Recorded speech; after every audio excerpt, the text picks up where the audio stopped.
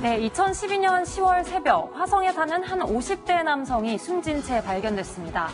이웃들은 전날 수상한 소리를 들었다는데요. 살인사건이 의심되는 상황. 신고를 받고 현장에 출동한 경찰은 이 사건이 단순 강도 사건이 아니라는 사실을 바로 알아차렸는데요. 다른 살인사건과 달리 현장이 깨끗했고 3층이라 침입이 어려웠기 때문입니다. 경찰은 범인이 현관 비밀번호를 알고 있었거나 혹은 숨진 50대 남성과 동행했을 가능성에 주목했습니다. 누가 이 남성을 살해했을까요? 판결의 재구성에서 살펴보겠습니다. 네, 하나의 살인사건. 그런데 현장이 깨끗했고 3층이었다. 이 경우에는 면식범의 소행이라고 보는 게 맞겠죠? 그렇죠. 이게 3층에 현장이 있고 외부 침입한 적이 없다는 거 아니에요. 현관 비밀번호를 알지 못하면 들어올 수 없는데 현관 비밀번호 그걸 뭐 부수고 들어온 것도 아니고 깨끗했다. 그렇다면 누군가 아는 사람이 들어와가지고 범행했다고 볼 수밖에 없는 거죠. 그 면식범의 소행이다. 면식범의 소행이라면 뭔가 원한이 있는 사람의 어떤 이 범죄가 아니겠느냐. 이런 경우에는 피해자하고 연관 있는, 즉 말하면 이제 수사에서는 피해자 중심 수사를 한다고 합니다. 네. 예. 그렇군요. 그러면 피해자가 살았던 집 주변에 CCTV나 이런 것들을 살펴봐야 될 것 같은데 혹시 뭐 수상한 정황이 나왔습니까? 네, 수상한 정황이 나왔습니다. 그 사망자 집 주변에 편의점이 있었어요. 그런데 한 남성분이 편의점에 가서 음료수를 샀어요. 음료수를 사가지고 그것을 태인이 그 피해자 남성 집으로 들어간 거예요. 네. 그렇다고 한다면은 그 범인일 것 같은데 그 사람이 누구냐면 바로 그 피해자의 사위가 되는 사람입니다. 사위요? 그러니까 그 사위가 의심이 가게 된 상황인 거죠. 그렇군요. 그렇다고 이것만으로 범인으로 단정할 수 없을 것 같습니다. 두 사람 사이에 어떤 일이 오갔는지 알아봐야 될 것 같은데 혹시 갈등이라든가 이런 게 좀 있었나요? 이게 이제 사위가 한 이틀 전에 장인이 사용하고 있는 통장에서 한 500만 원 정도를 인출을 했는데요. 그게 어떻게 가능했냐면 이 장인이 이 사위의 아내, 그러니까 딸이죠. 저 피해 당하신 분 입장에서는 딸 통장하고 비밀번호에다가 이제 아마 돈을 넣어가지고 그걸로 사용을 했던 것 같아요. 그러니까 이 사람은 남편 입장에서 보니까 아내 통장을 장인이 사용하고 있거든요. 그러니까 장인 이 통장에서 인출을 해버린 거예요. 500만 원 정도 인터넷 뱅킹으로. 그런데 이제 그게 바로 발각이 되잖아요. 장인이 얘기하죠. 너 사위 네 맘대로 왜 500만 원 인출해 갔어? 빨리 원위치 시켜. 그러니까 일단은 300만 원만 다시 입금을 했어요. 그런데 나머지 이제 200만 원도 빨리 입금시키라고 아마 장인이 독촉을 했던 모양이죠. 그게 이제 갈등의 시작이었습니다. 네. 그런데 사실 이렇게 200만 원을 갚으라고 했다고 해서 사위가 장인을 살해할 리는 없을 것 같은데 또 다른 정황은 없었습니까? 예, 결정적인 보험금이 걸려 있었습니다. 보험금이요? 장인이 자신이 사망했을 때 2억 원의 그 보험금이 그 자신의 딸 앞으로 지급되도록 하는 그런 보험 계약을 가입했었습니다. 그래서 2012년 초에 딸하고 통화하면서 이 장인이 자기 딸한테 내가 보험을 든 것이 있는데 수령인을 딸이 너 이름으로 해놨으니까 혹시 뭐 나에게 무슨 일이 있으면 찾아서 써라 이렇게 얘기를 했습니다. 근데 그 전화를 마치고 이 딸이 이제 그 남편 사위한테 이런 얘기를 전달해 준 겁니다. 그러니까 이 사위 입장에서는 이 얘기를 듣고 기억하고 있다가 또 이제 딸 앞으로 보험금이 그에게 수령이 되고 나면 사실상 자기가 그 돈을 이제 처분 관리할 수 있다 이런 생각에서 금융 동기를 갖게 됐던 것 같습니다. 그렇군요. 하지만 아직까지 사위가 범인이라는 결정적인 증거는 없는 상황인데요. 여기서 궁금해집니다. 이 사위라는 사람이 어떤 사람이었나요? 네. 사위는 군 부사관 출신으로 직업군인 생활을 하다가 장기 복무심사에서 탈락하는 바람에 전역했지만 그 누구에게도 사실 알리지 않았습니다. 그렇군요. 오히려 고급 외제차를 타고 직업군인 행세를 한 겁니다. 또 그리고 사위는 장인의 장례식장에서는 누구보다 슬퍼했고 또 군인으로 신분을 속이기 위해서 군사령관의 명의로 된 조화를 주문해서 장례식장에 배달도 했습니다. 또 자신의 돈으로 부의금을 만들었지만 동료들이 정성을 모아서 이제 부의금을 가져왔다고 속이기까지 했는데요. 이렇게까지 가족들과 주변을 속여왔던 걸로. 그렇군요. 이렇게 가족들까지 속여온 사위. 그렇다고 해서 사실 장인을 살해했다는 증거가 되지는 못합니다. 특히 장인의 장례식에서 자리를 지키기까지 했는데요. 그 발언을 한번 들어보겠습니다. 죄송하다고 그래서 외동안에 잘 모셔야 되겠다는 생각에 자리를 지켰습니다. 네, 자리를 지켰다 이렇게 얘기를 하는데 사실 수상한 정황은 있어요. 뭔가 가족들에게 거짓말을 밥 먹듯이 한 것 같아요. 그렇습니다. 그 부사로 근무하다가 심사에 떨어졌어요. 떨어가지고 전역 2011년도에 했는데 떨어지고 전역을 했는데에도 불구하고 가족들한테는 비밀로 한 거예요. 주변하고. 네. 그런 다음에 자기가 1년 동안 용인 그 공원묘역에서 아마 일을 했었나 봐요. 했는데 이거 끝난 뒤에 돈 벌 데가 없으니까는 뭐 부모한테도 자기 부모 네. 돈을 달래서 가져오고 또 그리고 게임 아이템 같은 걸 판매했던 것 같아요. 그래서 와이프한테는 한 100만 원이나 200만 원 정도의 월급 명목으로 지급을 했었어요. 근데 그 돈이 떨어지니까 이제 궁핍하게 된 거죠. 네. 그러다 보니까 이런 범행을 생각하게 됐던 거죠.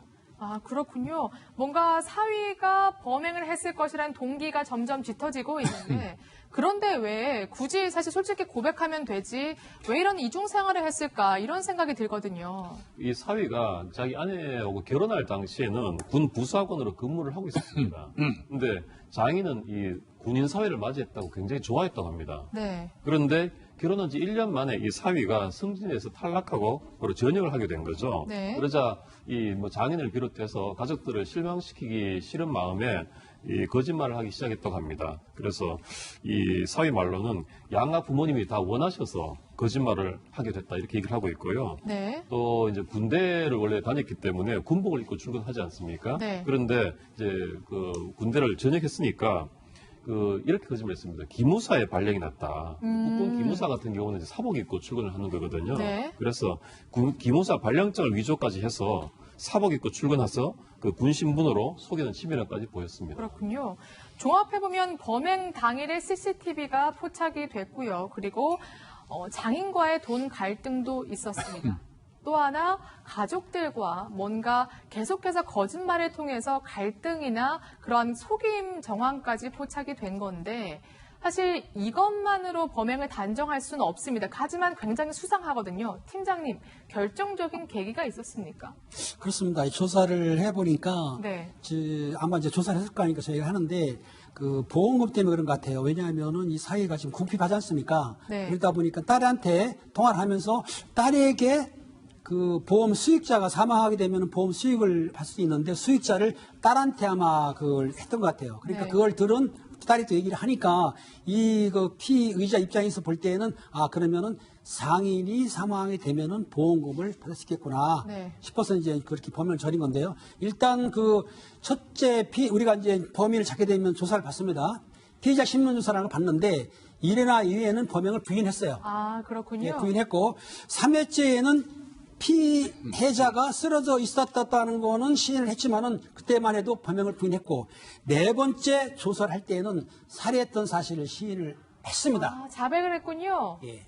그렇군요. 그리고 계속 네. 수사에 뭐 피신 받으면서 자백을 네. 했는데 이제 8번째 많이도 받았죠. 그러니까 피해의 사실을 우리가 조사를 할 때 좀 이해가 안 가거나 변명이 일관하면 계속 봤는데 8번째 조사를 했을 때 피신 받았을 때는 범행 사실 쉽게 얘기해서 그 도구까지 사망해가지고 피해자를 죽였던 내용이라든지 등기로 섰다는 거 그렇기 때문에 보험금 때문에 쇼핑백에 넣어가지고 온 등기로 살해했다는 내용을 인정을 한 거죠. 네.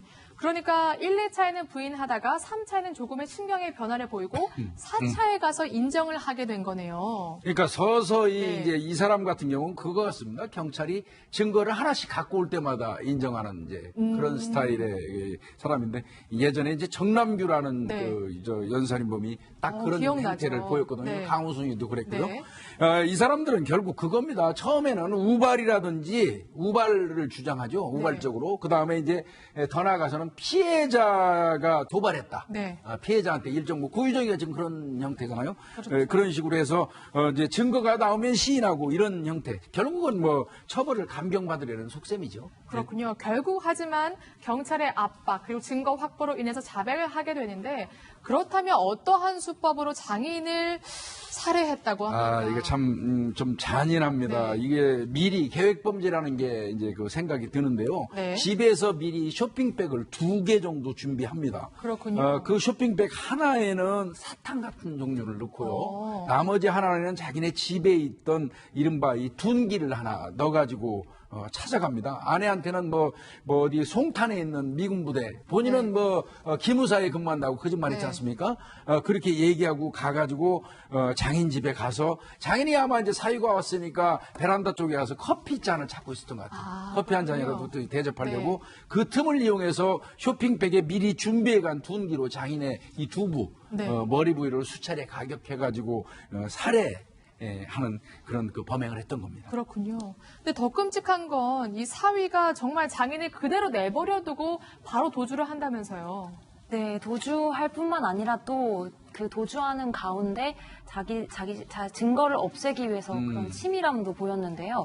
먼저 사위는 장인을 가격한 뒤에 범행을 은폐하기 위해서 둔기가 들어있는 쇼핑백과 사탕이 들어있는 쇼핑백을 모두 챙겨서 집 밖으로 나왔습니다. 그렇군요. 또 차량을 타고 이동하면서 갓길에 정차하고 범행 당시 입었던 옷을 또 자신의 다른 옷으로 또 갈아입기도 합니다. 또 그리고 그 장인의 집으로부터 약 20km 정도 떨어진 곳에 다리에 차를 세우고 올라가서 거기서 이제 둔기와 옷과 이런 모든 증거가 될 만한 모든 것들을 유기하는 치밀함까지 보였습니다. 네, 사건 당시 신고 갔던 운동화도 있었잖아요, 그렇죠? 네, 그 운동화도 범행일 오후에 본인의 집 주변에 의류 수거함에다가 버리는 치밀함을 보였습니다. 그렇군요. 그야말로 할 수 있는 모든 증거 인멸을 한 건데 그래서 경찰이 이렇게 결론을 내렸습니다. 장인이 생명보험 가입한 보험금 2억 원이 수익자가 자기 처한 걸 알고 보험금을 노리고 계획적으로 살해를 한 것 같습니다. 보험금을 노리고 장인을 계획적으로 살해했다. 이렇게 본 건데요. 결국 법의 심판대에 서게 됐는데 1심 재판부의 판단이 궁금해집니다, 변호사님. 예.